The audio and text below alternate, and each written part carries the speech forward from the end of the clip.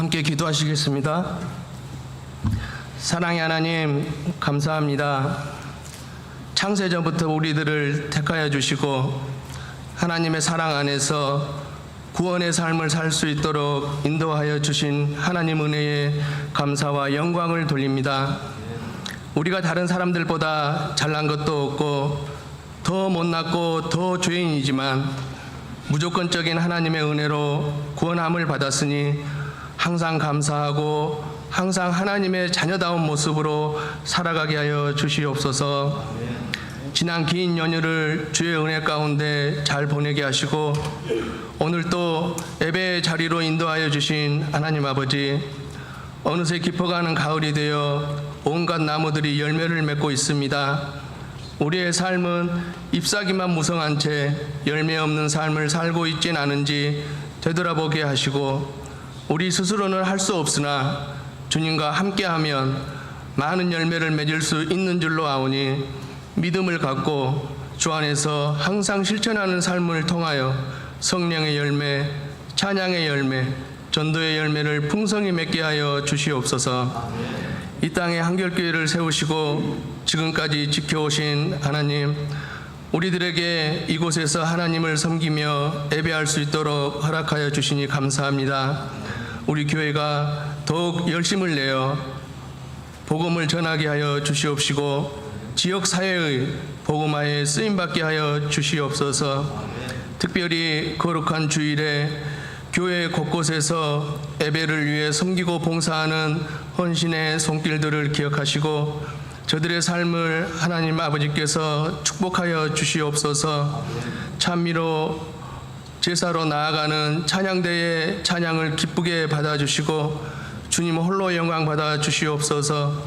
말씀을 전하시는 목사님께 성령의 충만함을 더하여 주시고 들려주시는 말씀을 통해 하나님을 깊이 만나고 변화되는 역사가 일어나게 하여 주시옵소서. 모든 성도들의 삶에 하나님의 평강이 충만하게 임하기를 간절히 바라며 우리를 사랑하시는 예수 그리스도의 이름으로 기도하옵나이다. 아멘.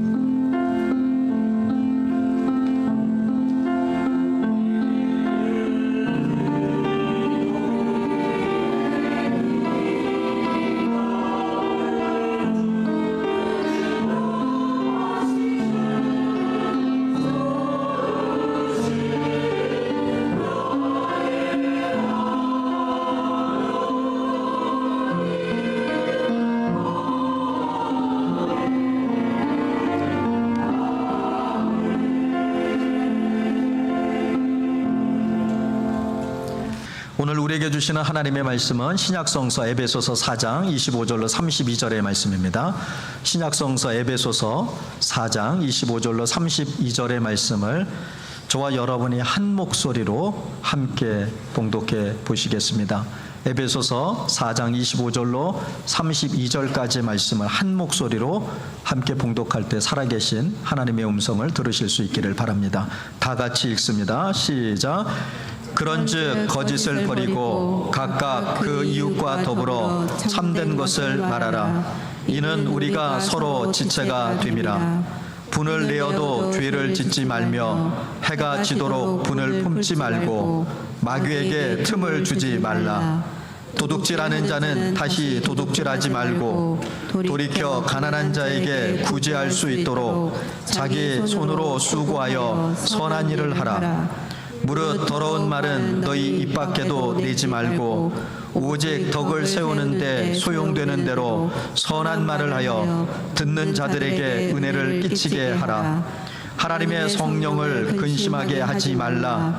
그 안에서 너희가 구원의 날까지 인치심을 받았느니라. 너희는 모든 악독과 노함과 분냄과 떠드는 것과 비방하는 것을 모든 악의와 함께 버리고 서로 친절하게 하며 불쌍히 여기며 서로 용서하기를 하나님이 그리스도 안에서 너희를 용서하심과 같이 하라. 아멘. 이는 살아계신 하나님의 말씀입니다. 이 시간 시원 찬양대에 찬양이 있겠습니다.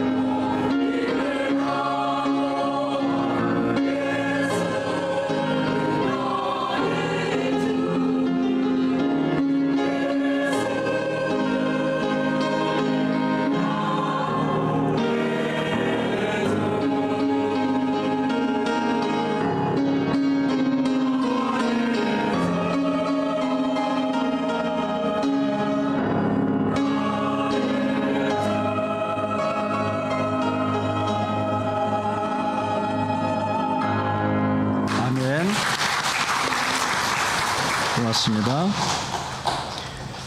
교회 여러분, 지난 추석 명절 잘 보내셨죠? 유난히 좀 긴 명절이었습니다.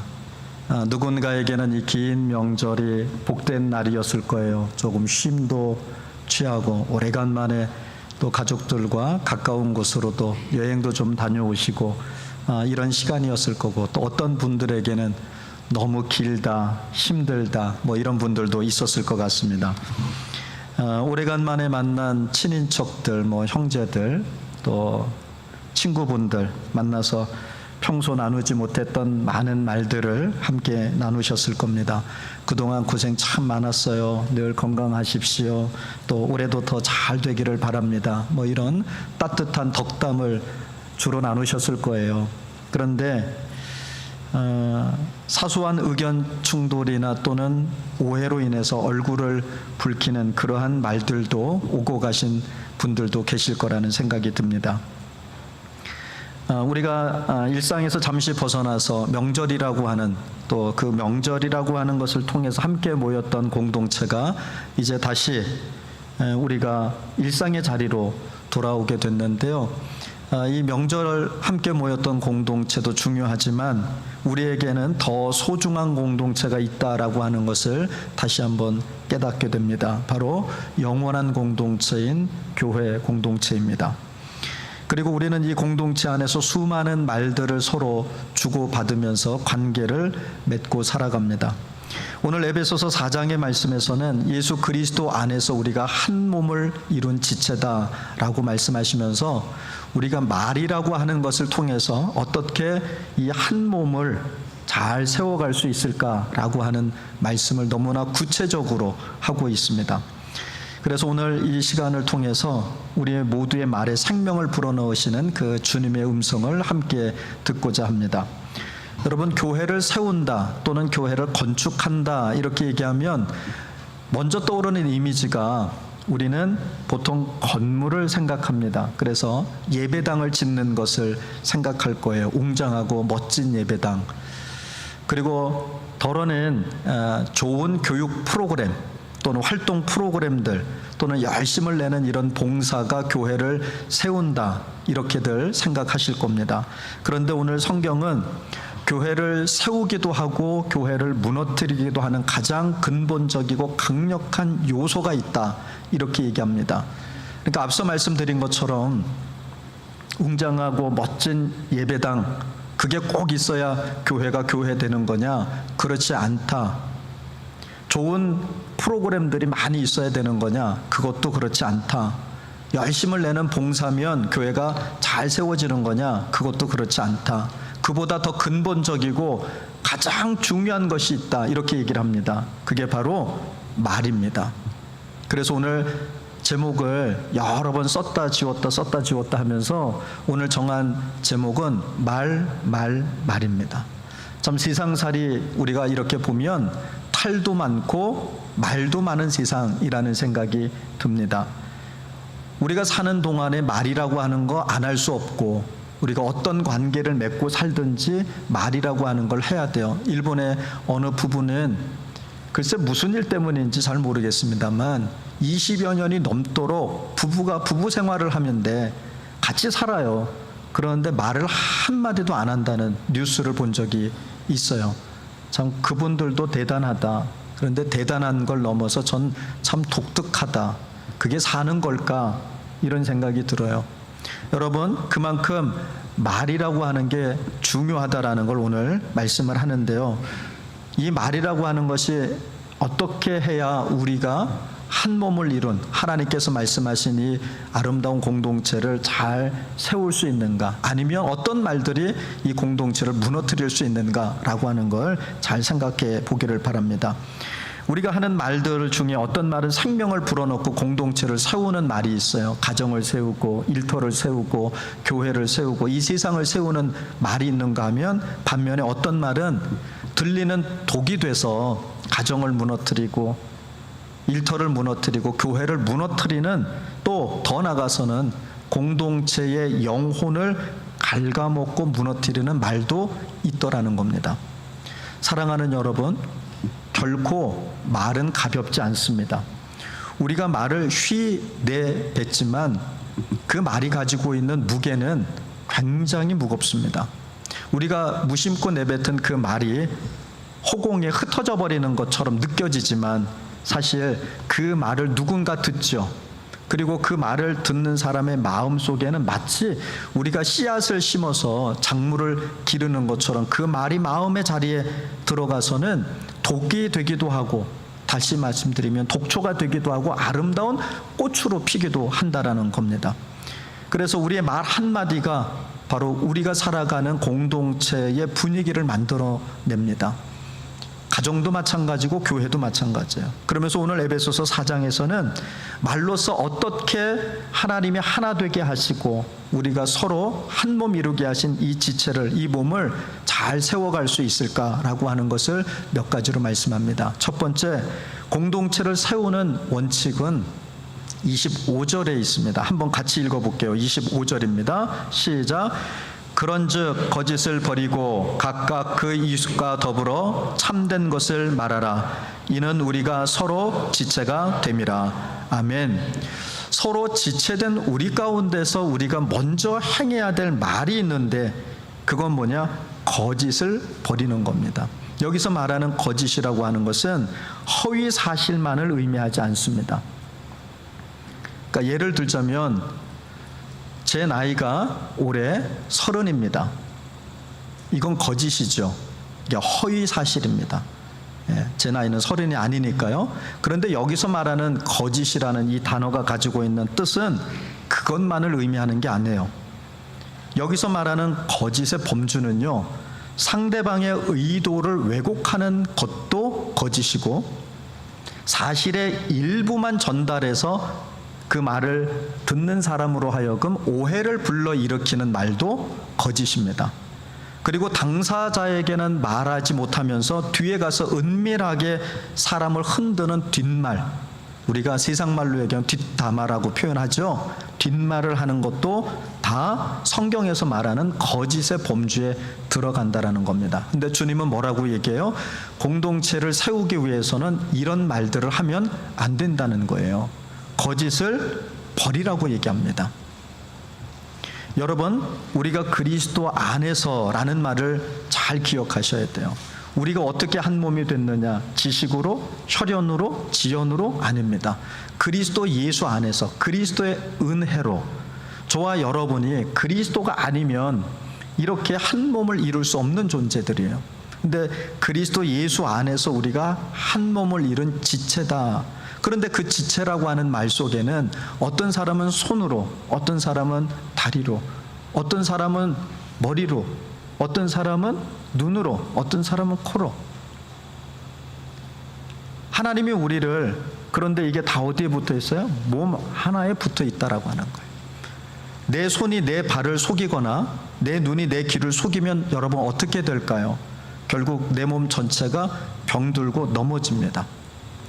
이 말은 우리가 지체끼리, 그리스도 예수 안에 있는 우리끼리 서로를 속이면 결국은 그 한 사람이 무너지는 것이 아니라 공동체 전체가 병들게 된다는 거예요. 말씀은 그래서 오늘 우리에게 경고합니다. 참된 것을 말하라. 왜냐하면 우리는 서로 그리스도 안에서 지체이기 때문이라는 겁니다. 공동체를 세우는 첫 걸음, 가정을 세우고 일터를 세우고 교회를 세우고 세상을 세워가는 첫 번째 걸음은 여러분 진실한 말을 하는 겁니다. 직접적이고 정직한 대화입니다. 그러므로 여러분 숨지 마십시오. 뒤에서 말하지 마시고 정면에서 대화하십시오. 그 앞에서 할 수 없는 말이라면 뒤에 가서도 하면 안 되는 거예요. 두 번째, 공동체를 세우는 원칙은 감정을 다루는 방식에 있습니다. 인간은 감정의 동물이죠. 26절로 27절을 한번 보세요. 같이 읽습니다. 26절에서 27절을 같이 읽습니다. 시작. 분을 내어도 죄를 짓지 말며 해가 지도록 분을 품지 말고 마귀에게 틈을 주지 말라. 아멘. 여기에 굉장히 중요한 포인트가 있어요. 분노 자체는 죄가 아닐 수 있다는 겁니다. 여러분, 우리가 살아가면서 화 안 내는 사람이 있어요? 덜어 있을 수 있죠. 예. 그런데 대부분의 사람들은 어찌 됐건 간에 화도 내고 여기서 말하는 것처럼 분노를 일으키는 사람들이 있어요. 분노의 감정이 찾아들 때가 있다라는 거예요. 예를 들자면 여러분, 우리가 정의롭지 못한 것을 볼 때 분노해야 합니다. 정의롭지 못한 세상, 여전히 악이 정의를, 선을 이기는 것 같아 보이는 이 세상을 보면서 우리는 분노해야 해요. 그런데 하나님이 그걸 보고 죄라고 안 하신대요. 또 우리가 억울한 일을 당하면 화가 날 수 있잖아요. 제가 전에 섬겼던 교회에서, 그 교회는 부목사들이 각 기관 부서를 이렇게 몇 개씩 맡거든요. 근데 제가 권사회를 맡을 때인데, 그 권사회가 1년에 한 번 순천 교도소에 재소자들이 하는 성경 퀴즈 대회가 있어요. 요 가을 무렵에 합니다. 그러면 권사회가 이제 선물, 시상할 선물도 챙기고, 또 재소자들 나눠드릴 간식도 챙기고, 그리고 예배도 같이 드리거든요. 그래서 담임 목사님 가셔서 설교하고, 권사회가 특송도 하고 기도도 하고, 그리고 끝나고 나면 입으로 이제 성경 퀴즈 대회, 그리고 거기에 채점도 하고 시상도 하고 이런 걸 합니다. 제가 권사회 담당일 때 권사님들과 같이 이제 다녀왔는데, 다녀오고 나서 며칠이 있지 않아서 장로님 한 분이 교육자실로 들어와서 이렇게 얘기합니다. 목사님, 권사회 특송 안 시켰어? 무슨 말씀이세요? 목사님이 권사님들 열심히 특송 준비해 갔는데 특송 안 시켰다대? 만약에 저 혼자 그랬더라면 정말 영락없이 제가 특송 안 시켰다고 다 뒤집어 쓸 뻔했어요. 수백 명의 재소자들이 있었고, 또 교도관들이 있었고, 같이 갔던 권사님들 계셔서 누명을 벗기는 했습니다만, 그런 거죠. 왜 그렇게 했을까? 왜 그런 말들을 했을까? 근데 그 말을 듣는데 너무 화가 났어요. 안 한 걸 했다고 하거나 하지도 안 한 걸 했다, 또 한 걸 안 했다라고 얘기할 때 여러분 화날 수 있죠. 그 화내는 거 방식이 문제인 것이지, 화가 치미는 걸 어떡할 겁니까? 하나님 그것까지 뭐라고 하시지 않는데요. 하지만 주님은 이렇게 얘기합니다. 분노를 해가 질 때까지 품고 있지 말아라.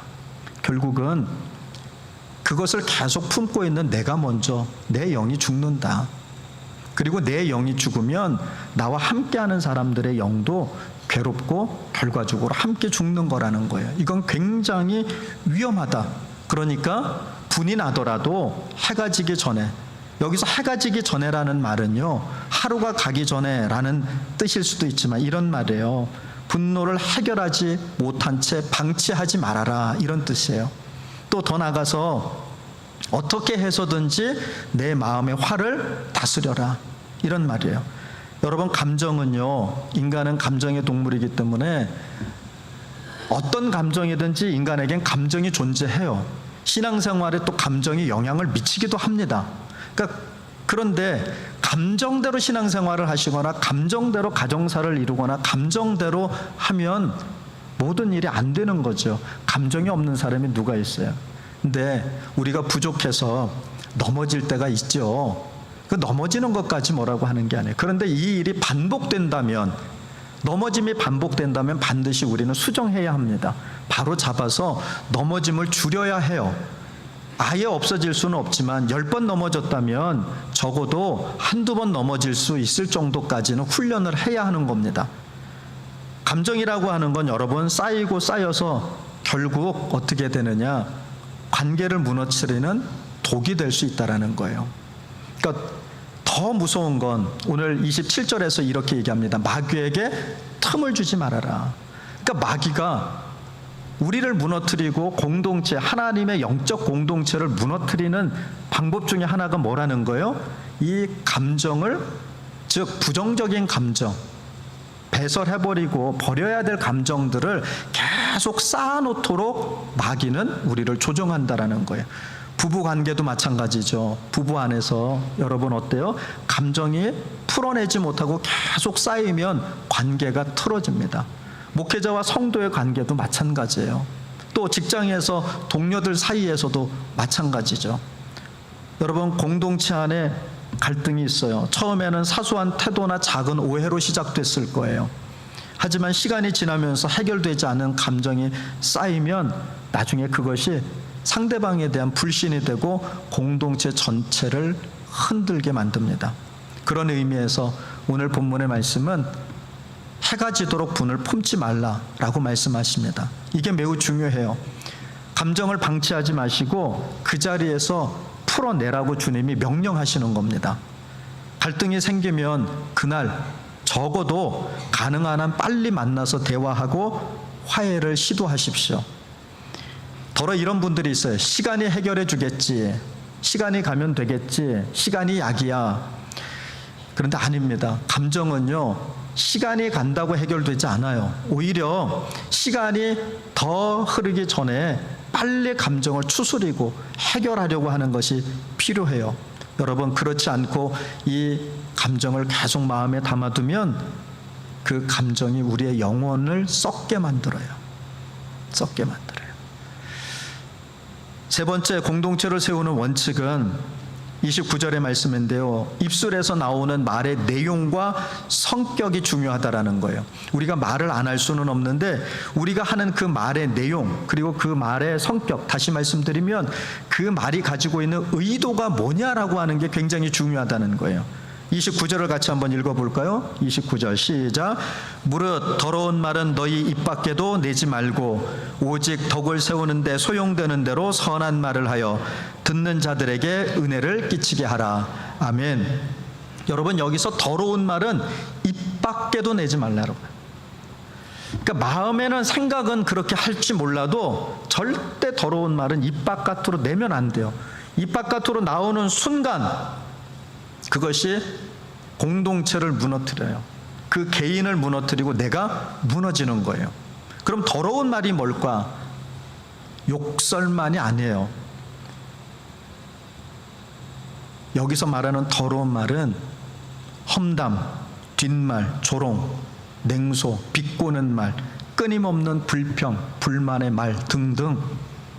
그러니까 듣는 사람의 마음에 상처가 되는 말들, 그리고 공동체의 영적 분위기를 해치는 것이 바로 더러운 말이에요. 제가 이렇게 목회하다 보니까요, 항상 교회에서 말이 많은 사람들은 누구냐면요, 제대로 안 하는 사람들이 말이 제일 많아요. 헌금 얘기도 누가 제일 많이 하냐면 헌금 안 하는 사람이 제일 많이 해요. 예배 얘기도 누가 제일 많이 하냐면 예배 안 드리는 사람들이 예배 얘기를 제일 많이 해요. 새벽 기도의 얘기도 누가 제일 많이 하냐면 새벽 기도에 안 나오는 사람들이 새벽 기도에도 제일 말이 많아요. 봉사에 대해서 이러쿵저러쿵 말 많은 사람들 보면 봉사 안 하는 사람들이에요. 그러니까 나는 아무것도 안 하니까 말하지 말고 입 다물어라, 이런 뜻이 아니죠. 나는 하지도 않으면서 이러쿵 저러쿵 말 많은 사람들이 있는데 그건 결코 공동체를 세우는 말이 아니에요. 의도가 중요해요. 그걸 다 알아들어요. 여러분, 짐승도 알아듣잖아요. 내가 키우는 강아지, 내가 키우는 고양이 아니어도 길고양이도요, 이뻐하는 사람, 제 좋아하는 말 다 알아듣습니다. 다 알아들어요. 그리고 그 사람 보면 달라붙고 따라오죠. 그런데 여러분, 아무리 단어가 고상하고 사랑의 언어여도 그 마음이 독하면요, 어때요? 안 달라붙어요. 안 달라붙어요. 제가 일부 예배 때 같이 해보자 그랬어요. 예쁜 말을 좀 쓰면 좋겠어요. 김창옥 씨라고 하는 분이 있는데 저희 동기 목사님의 처남이에요. 그래도 아무 소용 없어요. 부르면 돈 다 줘야 돼요. 예. 그런데 김창옥 씨가 당신 토크쇼에서 많은 이야기들 하는데 그 중에 말과 관련해서 이런 말을 합니다. 제가 하는 말이 아니고 김창옥 씨가 하는 말이에요. 온라인에 찾아보시면 나옵니다. 결혼하지 않은 남자분들이 여자를 만날 때 어떤 여자를 만나야 되냐? 그분은 이렇게 얘기합니다. 말을 예쁘게 하는 사람을 만나라, 이렇게 얘기합니다. 말을 예쁘게 하는 사람을 만나야 행복하답니다. 그러니까 우리는 여자가 됐든 남자가 됐든 배우자를 만나려고 할 때 다른 조건들을 보잖아요. 인물을 본다거나 또는 물질이 얼마나 많으냐, 그러니까 직업이 뭐냐, 또는 집안을 보고 이런 걸 보잖아요. 그런데 김창옥 씨 말은 말을 예쁘게 하는 사람을 만나래요. 여러분, 예쁜 말은 단어가 예뻐서 예쁜 말이 아니에요. 상대방을 향한 배려와 따뜻한 태도에서 나오는 말을 예쁜 말이라고 해요. 그러니까 예를 들면 그건 틀렸어 이렇게 얘기하는 거하고 그건 이렇게 해보면 더 좋았을 것 같은데 라고 얘기하는 거하고 전혀 말의 의도나 내용이 달라져 버리죠. 그러면서 제가 영상 하나를 봤는데요. 우리가 감사합니다라는 말은 기독교인들이 제일 많이 쓰는 표현입니다. 사랑합니다, 감사합니다. 그런데 영혼이 담겨 있지 않으면 의미 없다라는 걸 제가 말씀을 드릴게요. 자, 예를 들어서 남편이 오래간만에 과일을 사들고 퇴근을 했어요. 그러면서 오래간만에 사왔으니까 뭔가 의기양양해서 아내에게 당신 먹으라고 사왔어, 자 하고 줬더니 보통 우리 뭐라고 그래요? 자, 고상하고 예쁜 말로 고맙습니다, 사랑합니다 하고 지난번에 가르쳐 드린 것처럼 엉덩이 따독따독따독 해줬어요. 그런데 거기에 영혼이 담겨 있지 않으면 그 말에 남편은 감동을 안 받아요. 그런데 그 영상을 봤더니 이렇게 하랍니다. 그 앞에서 고맙습니다, 사랑합니다 이 말보다도 더 좋은 게 과일을 씻으면서 남편이 옷 갈아입을 때 들리게 이렇게 얘기합니다. 어쩌면 내가 이거 먹고 싶었는데 어떻게 내 마음을 이렇게 잘 알고 사왔을까? 우리 남편이 최고야.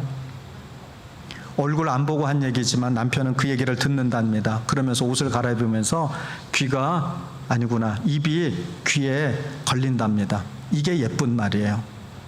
이게 예쁜 말이에요. 그래서 제가 연습을 시켜드렸어요. 지금부터 여러분도 연습을 해보는데요. 이렇게 하는 겁니다. 제가 2부 예배 때는 1부 예배 때보다 말도 가만가만해요. 예쁘게 보이려고. 근데 여러분, 이렇게 하는 거예요. 자, 우리 전라남도에서 남편들이 아내를 부를 때 뭐 나쁜 말은 아니라고 제가 이해하고 있는데 별로 그렇게 제 마음엔 썩 듣기 좋지는 않은 것 같아서 우리가 남편이 아내를 부를 때 뭐라고 불러요? 전라도에서는 여러분 들은 대로 한번 해봐요. 어이. 어이라고 부르잖아요. 근데 지난번에 그랬잖아요. 뭐라고 부르기로 했어요? 이름을 부르기로 했잖아요. 그런데 이제는 한술 더 떠서 이름을 부르는데 그냥 부르지 말고 예쁜 말로 이름을 부르는 거예요. 그럼 어떻게 불러야 될까요? 상렬씨, 상렬씨!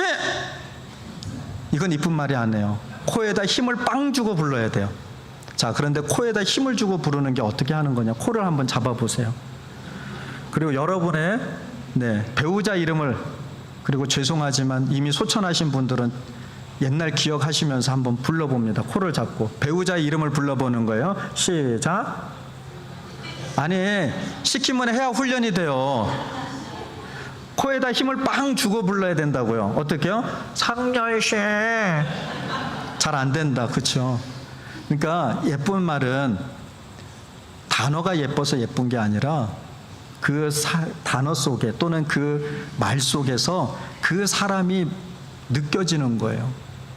그러니까 똑같이 욕을 해서 기분 나쁜 사람이 있고 욕을 들었는데 기분이 나쁘지 않는 경우가 있대요. 여러분, 욕쟁이 할머니가 운영하는 식당 이야기 들어보셨죠? TV에도 여러 번 소개됐고 전국에 있대요. 전국에 욕쟁이 할머니들이. 심지어 제가 본 TV에서는요, 돈을 내고 밥을 먹으러 온 손님들이 욕을 먹고 설거지까지 합니다. 이해가 안 되죠. 그런데 하나같이 손님들이 다 웃어요. 왜 그럴까요? 그 할머니가 욕하는 건 그 사람의 인격을 짓밟기 위해서 하는 게 아니기 때문인 거예요. 그냥 그 욕을 들으러 온대요. 그 욕을. 너무나 정감이 있대요. 우리 할머니 같고 우리 어머니 같고. 사실 도시에 사시는 분들은 고상해서 그런지 몰라도 죄송합니다. 또 시골 분들도 오해 없이 들어주세요. 근데 시골 분들은 사는 게 너무 힘들고 그러다 보니까 좀 억세요. 특히 전라도 여자분들은 억세요. 그래서 말이 예쁘게 잘 안 나와요. 퉁명스럽고. 근데 퉁명스러워도 자식 사랑하는 마음으로 하는 얘기인지 미워서 하는 얘기인지 다 알기 때문에 퉁명스럽다 그렇지 않다가 중요한 게 아니에요. 그 마음자리가 그 속에 담겨 있으면 된다라는 거예요. 여러분, 덕을 세우는 선한 말은 사람을 살리고 공동체를 세우는데, 예를 들면 이런 말이에요. 집사님, 지난주에 봉사 정말 감사했어요. 얼마나 힘드셨을까요? 권사님, 많이 힘드시죠? 제가 함께 부족하지만 기도하겠습니다. 목사님, 저희가 함께 기도하고 있습니다. 힘내십시오. 근데 이 말을 어떻게 하느냐, 어떤 마음으로 하느냐에 따라서 덕을 세우는 말이 될 수도 있고 더러운 말이 될 수도 있다라는 거예요. 한마디의 진심 어린 말, 정말 사랑이 담긴 의도를 가진 그 말이 공동체의 생명을 불어넣습니다. 여러분, 가정을 살리고 교회를 살리고 일터를 살리는 건 몇몇 리더의 위대한 연설 때문이 아닙니다. 교회가 사는 건 목회자의 설교가 좋아서가 아니고 또는 성도가 열심히 봉사해서가 아닙니다. 평범한 성도들이 주고받는 덕을 세우는 그 말 한마디 한마디가 그 공동체를 세우기도 하고 그 공동체를 무너뜨리기도 한다라는 것을 기억하고 입술에 파수꾼을 세워야 합니다. 마지막으로는 이 모든 것이 단순히 사람 사이의 관계 문제가 아니라는 걸 깨달아야 돼요. 30절부터 32절까지 말씀을 같이 한번 볼게요. 30절로 32절까지 말씀 시작. 하나님의 성령을 근심하게 하지 말라. 그 안에서 너희가 구원의 날까지 인치심을 받았느니라. 너희는 모든 악독과 노함과 분냄과 떠드는 것과 비방하는 것을 버리고 서로 친절하게 하며 불쌍히 여기며 서로 용서하기를 하나님이 그리스도 안에서 너희를 용서하심과 같이 하라. 아멘. 여러분, 하나님의 성령을 근심하지 말게 하라, 이렇게 주님이 말씀하시면서 뭐라고 얘기하느냐? 너희의 모든 악독, 노함, 분냄, 떠드는 말, 비방하는 것 다 버려라. 이런 것들이 공동체 안에서 다투고 분열하게 한다. 그런데 그러면 누가 근심한다? 성령님이 근심하신다. 그러니까 성령을 근심하지 말게 하라는 것도 하나님의 명령이니까 우리는 반드시 지켜야 하고, 또 뭐예요? 하나님을 기쁘시게 해야 한다라는 것도 주님의 말씀이니까 반드시 지켜야 하는데, 그러려면 어떻게 해야 되느냐? 우리 안에 있는 악한 말, 비방의 말, 불신의 말, 뒷말, 조롱, 비아냥, 이런 것들을 버려야 한다라고 말씀하시는 거예요. 말로 누군가를 깎아내리고 또 그 말이 공동체를 분열시키면 교회는 점점 생명력을 잃게 되고 영적으로 메말라 가게 됩니다. 반대로 오늘 32절에서 이렇게 얘기합니다. 서로 친절하고 불쌍히 여기고 서로를 용서하는 말을 해라. 이런 것들이 공동체 안에 흐를 때 뭐라고요? 성령님 기뻐하시고 교회가 건강해지고 생명력이 넘치게 된다라는 거예요. 어디 교회만 그러겠어요? 가정에서도 일터에서도 마찬가지입니다. 우리의 입술은 성령의 통로가 되어야 합니다. 여러분, 다시 한번 말씀드립니다. 우리가 내뱉는 말은 결코 가볍지 않습니다. 여러분의 입술에 가정의 운명이 달렸고, 여러분의 입술에 직장의 운명이 달렸고, 여러분의 입술에 우리 교회의 운명이 달렸고, 여러분의 입술에 여러분 이 나라의 운명이 달려 있습니다. 그러므로 오늘 이 시간 우리의 입술이 변화되기를 간절히 바랍니다. 그러기 위해서 먼저 다시 한번 복습합니다. 진실을 말하십시오. 거짓과 뒷말을 버리고 당사자 앞에서 대화하십시오. 분노를 오래 품지 말고 화해를 시도하십시오. 해가 지기 전에 갈등을 해결하려고 하셔야 합니다. 덕을 세우는 말을 하십시오. 남을 험담하는 말 버리시고 대신에 격려와 용서의 말을 하십시오. 성령을 근심하게 하지 마시고 성령을 기쁘시게 하는 말을 하십시오. 오늘부터 내가 지금 하는 이 말이 성령이 기뻐하실 말인지 성령이 근심하실 말인지, 내가 나뿐만 아니라 누군가를 살리는 말인지 누군가를 짓밟는 말인지를 여러분 잘 생각하고, 우리 입 바깥으로 나오면 주워 담기 어렵습니다. 그래서 아예 내가 이 말에서 누군가에게 상처되겠구나, 누군가를 조롱하고 비난하는 말이구나 싶으면 그냥 속으로 삭히시고, 그리고 이 말을 통해서 이 생명이 살아나겠구나, 이 생명을 살려야 되겠구나, 그러면 다른 사람한테 얘기하지 말고, 그건 몰라요, 당사자한테 얘기하세요. 당사자한테. 그리고 듣는 여러분도 나를 비꼰다라고 듣지 말고 나한테 찾아와서 내가 듣기 어려운 말 할 때는 이 사람이 어떤 마음으로 왔을까? 정말 날 사랑하지 않으면 저렇게 나한테 와서, 남들은 다 듣기 좋은 말 하고 싶지 듣기 싫은 소리 하고 싶은 사람이 누가 있어요? 그런데 나한테 찾아와서 내가 듣기 좀 거북한 얘기를 하네? 그러면 뭐라고 들어요? 내가 저 말 속에서도 내가 들어야 될 말이 있겠구나, 깨달아야 될 말이 있겠구나, 하나님이 나한테 보내신 천사구나, 이렇게 생각하고 받으면 처음엔 서운함도 있을 수 있고 화도 날 수도 있지만 그 말씀 계속 곱씹어 보면 내 마음에 평강이 오고 또 나를 들여다보는 거울이 될 수 있을 겁니다. 여러분, 우리의 입술이 변화될 때 우리의 관계가 회복되고 또 교회는 건강하게 됩니다. 그럴 때 하나님의 영광이 선명하게 드러나는 거예요. 저와 여러분이 사는 이유가 뭡니까? 목적이 뭡니까? 하나님의 영광을 위해서입니다. 그런데 하나님 영광을 드러내는 가장 좋은 방법이 바로 말에 있답니다. 말의 회복이 공동체 회복입니다. 기도하겠습니다. 주님, 감사합니다. 오늘 본문의 말씀을 통해 우리의 입술에 얼마나 큰 힘이 있는지를 깨닫게 하심을 감사합니다. 우리의 입술을 새롭게 하옵소서. 진실을 말하게 하시고 분노를 오래 품지 않고 용서하게 하시며 오직 덕을 세우는 말로 서로를 세우게 하옵소서. 성령님을 근심하게 하지 않고 기쁘시게 하는 성도와 교회 되게 하옵소서.